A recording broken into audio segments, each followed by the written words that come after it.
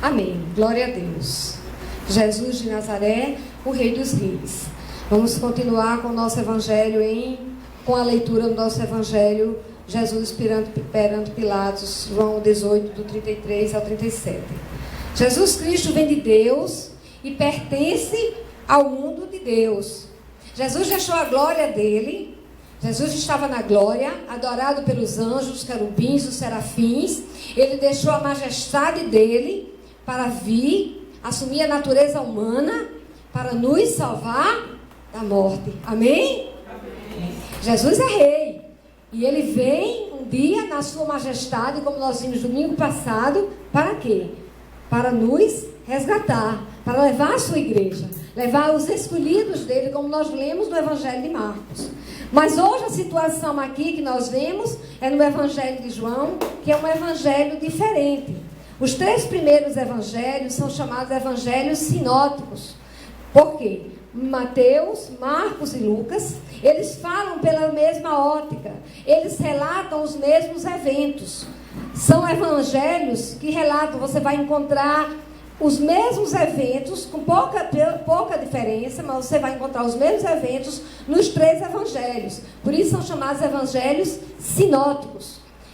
E eles retratam um Jesus humano. Está errado, pastora? Não tem nada de errado nos evangelhos sinóticos. Mas o evangelho de João é um evangelho diferente. Ele é chamado o evangelho dos encontros. João vai mostrando Jesus, se encontrando com as pessoas, e as pessoas vão se modificando a partir do momento que vão se encontrando com Jesus. E o evangelho de João é um evangelho messiânico. Por quê? Porque mostram Jesus divino. Eles não mostram o lado humano de Jesus. João não mostra o lado humano de Jesus. Ele mostra o lado divino de Jesus. Por quê? Porque Jesus, lá na carta aos Hebreus, o autor aos Hebreus diz que Jesus em tudo foi igual a nós. Jesus era humano, menos uma coisa: Jesus nunca pecou. Mas Jesus era divino. Jesus é a segunda pessoa da Trindade. Eu comecei dizendo que Jesus estava na glória, adorado por querubins, serafins, toda a legião celestial. E ele deixou a sua glória, a sua majestade, para assumir a natureza humana, fazer-se homem e vir aqui para se sacrificar por mim e por você. E a situação que estamos aqui, no profeta Daniel, nós lemos que todos os povos e nações um dia o servirão. O nosso irmão Ítalo fez a leitura. A nossa irmã Rafaela leu a mesma coisa em Apocalipse e diz que ele é o alfa e o ômega, ou seja, ele é o princípio e o fim. Ele é eterno. Jesus é eterno. Então, o seu poder é eterno não passará e o seu reino jamais será destruído. Esse é o reino de Jesus. Mas a gente vê aqui uma situação onde Jesus, que nós conhecemos, Jesus está diante de Pilatos, mas vamos só contextualizar. Jesus tinha sido preso e ele tinha ido para frente de um homem chamado Anás. Anás tinha sido sacerdote, tinha sido sumo sacerdote. Não era mais, mas era uma espécie de eminência parda dentro do Sinédrio. E ele era sogro de Caifás, que era o sumo sacerdote. E os dois já tinham confabulado para matar Jesus. Todavia, se eles acusassem Jesus, eles só poderiam apedrejar Jesus. Eles não tinham autoridade para crucificar Jesus. Só quem poderia crucificar Jesus era uma ordem dada pelo governador romano, Pôncio Pilatos. Por isso, eles vão e levam, a gente começa aqui no 33, tornou Pilatos a entrar no pretório e chamou Jesus e perguntou: és tu o rei dos judeus? Eles usaram desse artifício de Jesus ser um conspirador, de querer tomar o reino de Pôncio Pilatos, de estar armando uma conspiração contra o Império Romano para poder crucificar Jesus. Entre outras coisas, igreja, para cumprir a profecia. Porque as profecias diziam que Jesus seria crucificado. Mas eles queriam, não era por isso. Eles queriam, porque eles queriam uma morte lenta e dolorosa para Jesus Cristo. E aí, nós vemos esse diálogo entre Jesus e Pilatos. E Jesus havia, como eu disse, passado pelas autoridades judaicas, principalmente Anás e Caifás. Jesus está só. Tinha sido vendido por Judas Iscariotes por 30 moedas de prata. Pedro o negara 3 vezes. Os outros discípulos, nem para ficar para negar 3 vezes, tinham ficado. Já tinham ido embora. E as multidões? As multidões. A gente viu aqui tantas pessoas. Jesus era acompanhado pelas multidões. Gente, cadê as multidões que estavam com Jesus? Por que as multidões foram embora? Não tinha ninguém aqui. Por 2 motivos. Primeiro, as multidões queriam milagres. E milagres elas já tinham conseguido. Para que mais milagre? Elas já tinham conseguido os milagres de Jesus? Segundo, o Messias esperado, cheio de glória terrena e majestade, montado num cavalo branco com espada, não existia. As multidões, Judas Iscariotes, ele era de um grupo guerrilheiro chamado Zelotes. Ele participava de um grupo guerrilheiro. A gente, claro, Judas jamais deveria ter vendido Jesus, o pecado dele foi abominável, mas Judas tinha uma ideologia. Ele era de um grupo guerrilheiro e ele queria Jesus como um guerrilheiro. Ele queria Jesus como um homem que se contrapusesse ao Império Romano. E essas multidões também. E aí Jesus se mostrou aos olhos humanos um completo fracasso. Porque Jesus não era bravo, Jesus não era vingativo, ele não estava bem vestido, ele não estava num cavalo, ele não estava com espada, com chicote, ele não estava lutando contra as hostes romanas, ele não correspondia em nada ao rei que eles imaginavam que haveria de vir. Então, ele não correspondia ao imaginário que as multidões estavam esperando. As multidões não tinham por que ficar junto de Jesus. Jesus vem e fala de um reino. Até se proclama rei, mas fala de um reino que não é deste mundo. Está lá no verso 36 da tua Bíblia. Meu reino não é deste mundo. Se meu reino fosse desse mundo, meus súditos teriam combatido para que eu não fosse entregue aos judeus. Mas o meu reino não é daqui.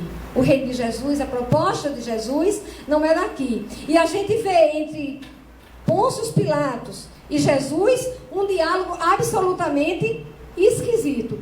Porque enquanto Pôncio Pilatos está preocupado que Jesus deu um golpe político no reino dele, Jesus está falando de um reino totalmente diferente do reino de Pôncio Pilatos, que era um reino político, um reino físico, um reino onde existe poder, onde existe mando, e aquele não era o reino de Jesus.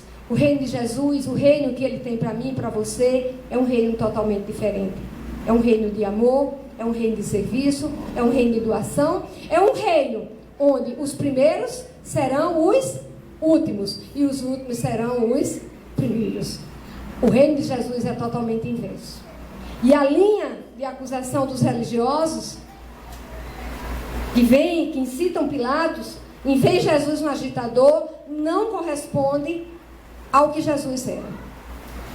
E Jesus, em contrapartida, é um prisioneiro indefeso, traído pelos amigos, ridicularizado pelos líderes judaicos, abandonado pelo povo, que não se impõe pela força, como eu já falei, mas veio ao encontro da humanidade para servi-la.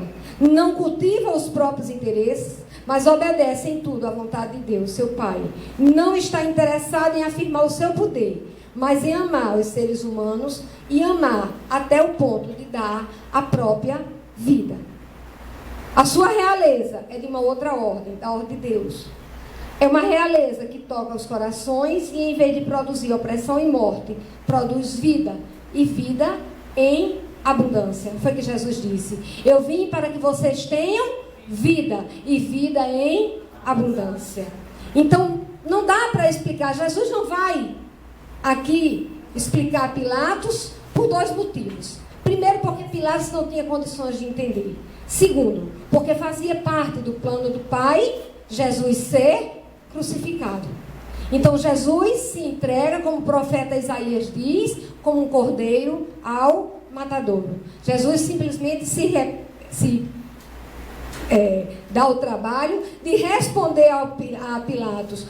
No verso 35 ele diz, no verso 36, o meu reino não é desse mundo. Se o meu reino fosse desse mundo, os meus ministros se empenhariam por mim, para que eu não fosse entregue aos judeus. Mas agora o meu reino não é daqui. Mas eu gostaria de... E aí essa declaração vai causar estranheza a Pilatos. Jesus fala de um reino, e um reino onde o serviço, a doação e o amor são a palavra de ordem. Por algumas vezes, o povo judeu empolgado quis coroar Jesus. No próprio João 6,15, Jesus, sabendo que viriam buscá-lo para fazê-lo rei, refugiou-se de novo sozinho na montanha. Porque Jesus não queria ser coroado rei, porque não era essa a intenção de Jesus. Jesus não veio para isso. Jesus veio para se sacrificar numa cruz, por mim e por você, para poder nos dar a vitória sobre a morte. Porque a história não termina aqui com Pôncio Pilatos. A história não termina aí, graças a Deus. A história não termina aí. Jesus não viera a esse mundo para satisfazer a ganância, o desejo de poder do povo judeu. Não aceitou ser proclamado rei e fugiu. Porque o reino dele não seria um reino de ostentação, de força, de poder, de glórias terrenas, de riqueza e dominação, mas um reino de amor, de sacrifício, de doação total. E os judeus não entenderam. E eu queria colocar algumas características do reino de Jesus Cristo. Ainda que não seja político, tem ministros leais. Amém? Não é verdade? O reino de Jesus, ele não é um reino político, ele não tem uma estratégia, mas ele tem ministros leais, tanto no céu como na terra. Ministros que são humanos, ministros que são falhos, mas que são leais. Se assim não fosse, na igreja não existiria há 2000 anos. Tem gente comprometida com a implantação desse reino. A segunda característica, não sendo desse mundo, sua realidade celestial se demonstra na persuasão pelo amor e o serviço, e não pelas armas. A gente vê muitas vezes lutas, e lutas principalmente cristãos, mas nunca a gente vai implantar o reino de Deus ou vai convencer pelas armas. A gente vai sempre convencer pela palavra, pela demonstração do amor, do serviço, e nunca pelas armas. Terceiro, o rei é Cristo, que reina pela força da verdade. Está no verso 37. Ele diz, todo aquele que é da verdade, ouve a minha voz. Se você é da verdade, você vai ouvir a voz do Senhor. Se você é da verdade, você vai ouvir a voz do Senhor. Quarto, o reino de Jesus Cristo oferece novas oportunidades a quem deseja seguir Jesus. Eu vou dizer alguns exemplos. Pedro negou Cristo 3 vezes, mas não deixou de ser usado no dia de Pentecostes para falar a 3.000 pessoas, o Espírito Santo vir sobre ele e 3.000 pessoas entregaram a vida a Jesus Cristo de Nazaré e ser salvo. Amém? Esse é o reino de Deus. Jesus, 2 discípulos fugiram para Emaús depois que Jesus foi crucificado e morto. E Jesus ressuscitou. E o que foi que Jesus fez? Deixou os 2 discípulos embora para Emaús e deixou eles para lá? Não. Jesus foi lá. E ele, Lucas, pode ler o livro de o Evangelho de Lucas já ao final, acho que é capítulo 24. Jesus no caminho a Emaús. Jesus se encontra com os 2 discípulos, conversa com eles, e no partir do pão, e ele falando das escrituras, ele reconhece Jesus, ele diz, e a gente sentiu um queimou no coração, quando ele falava das escrituras para nós. Por isso que você deve conhecer a palavra de Deus, porque você vai conhecer Jesus, é nessa palavra aqui, não é comendo cachorro quente, nem comendo McDonald's, lá no shopping. Obrigada pelo shopping. Tomé não creu. Jesus ressuscitou, apareceu no cenáculo, mostrou tudo, mas Tomé não estava. E o que Tomé disse? Eu não acredito, é mentira. Jesus ressuscitou não. E Jesus fez o quê? Não, eu não quero Tomé no meu reino. Bota Tomé para lá, é um incrédulo. Não. Ele apareceu a Tomé e disse, Tomé, vem cá. Olha aqui. Veja, a mancha, a marca dos cravos. Quer olhar o lado onde a lança entrou? Olhe, está crendo agora? E Tomé fez, sabe o que, igreja? Tomé implantou uma comunidade na Índia. Foi onde Tomé foi discipular. Foi na Índia. Jesus, o reino de Deus, ele não exclui. Não é assim que Jesus age. O reino de Deus é para ser pregado a quem deseja se enganjar no anúncio das boas novas do Evangelho da Salvação. Não importa quem você é, importa o que você faça. E o que é que você faz? Você anuncia o Evangelho da paz. Amém? Esse é o reino de Deus. A verdade, isto é, a realidade de Deus, é o amor incondicional e sem medidas que Deus derrama sobre as pessoas a fim de fazê-las chegar à vida verdadeira e definitiva. Essa verdade opõe-se ao egoísmo, ao pecado, à opressão, à injustiça, à mentira e aquilo tudo que entristece a vida humana e nos impede de alcançar a vida plena. É isso que o reino de Deus faz. Se quisermos com Jesus reinar, devemos também com ele passar pelas incompreensões e humilhações que o mundo lhe proporcionou e nos proporciona.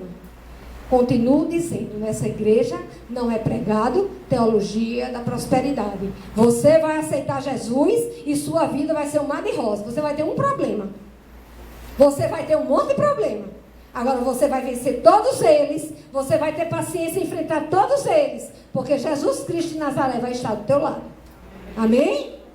Você vai enfrentar todas as dificuldades que Jesus passou. Mas Jesus vai estar do teu lado, por isso você é mais que vencedor. Por isso que ele disse, no mundo tereis aflições, mas tenha bom ânimo, eu venci o mundo. Você vai vencer comigo também. Levanta a cabeça, não fica assim não. Seja forte. Você vai chorar hoje, vai chorar amanhã, mas você vai vencer o mundo. Se quisermos chegar até Deus Pai e reinar com Jesus Cristo, assumamos a nossa vida de verdadeiros cristãos e cristãos, com todas as suas consequências, com as suas alegrias, mas também com seus espinhos. A vida cristã tem a entrada triunfal em Jerusalém. Jesus entrou no domingo de Ramos, em cima do jumento, foi a entrada triunfal, não foi, igreja? Amém? Mas também tem o sofrimento da flagelação e a coroação de espinhos. Mas apesar de tudo isso, não podemos nos esquecer que depois da morte da cruz vem o que, igreja? O domingo de Páscoa, vem a ressurreição. A história não termina na sexta-feira, não.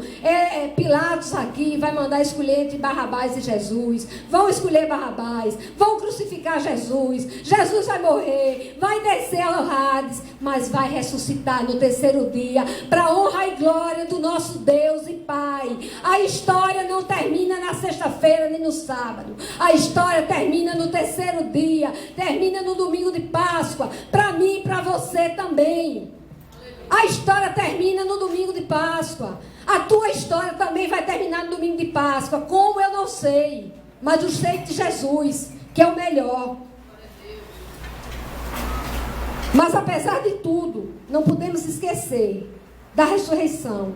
E através da ressurreição que o Senhor Jesus faz cumprir todas as profecias e se tornar o rei do universo. Ele só pode se tornar o alfa e o ômega. Ele só pode se tornar o nome, sobre todo nome, o nome que todo joelho se dobrará e toda língua confessará, se ele passasse por tudo isso aqui. Por isso que ele não vai discutir com Pilatos. Sabe por quê?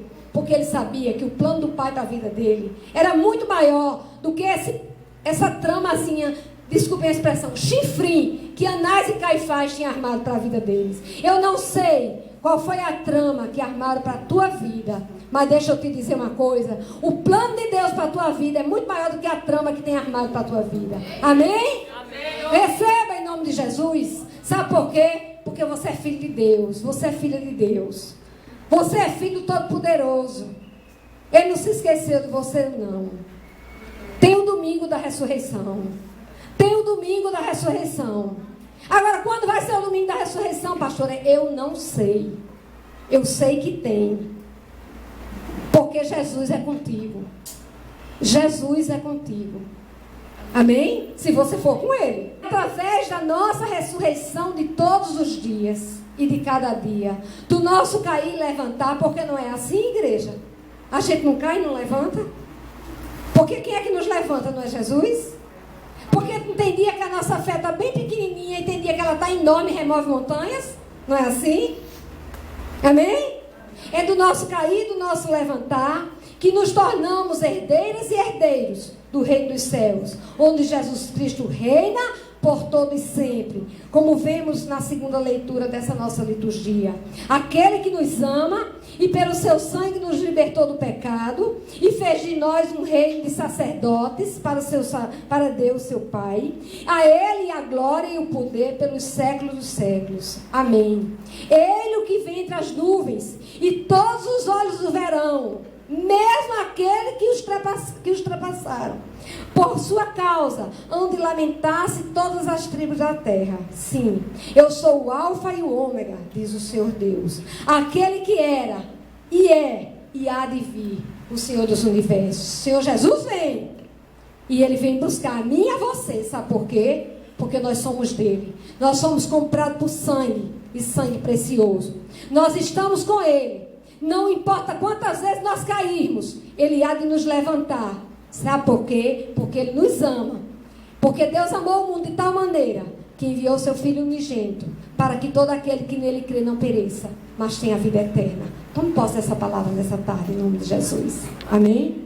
Digna de glória e louvores, levantemos nossas mãos, te adoramos.